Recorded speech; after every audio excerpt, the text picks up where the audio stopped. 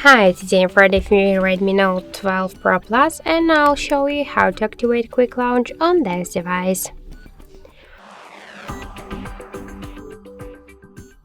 So first open the settings and then scroll down to the additional settings. Here click to the gesture shortcuts and just by double press to the power key button if you wanna turn on torch, the flashlight, or to launch the camera application. You should tap to the switcher to double press the power button to launch the camera.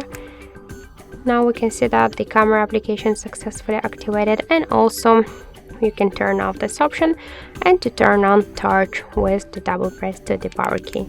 So let's just check. As we can see, the flashlight successfully activated. So that's it. Thank you for watching, and if you find this video helpful, leave thumbs up and subscribe.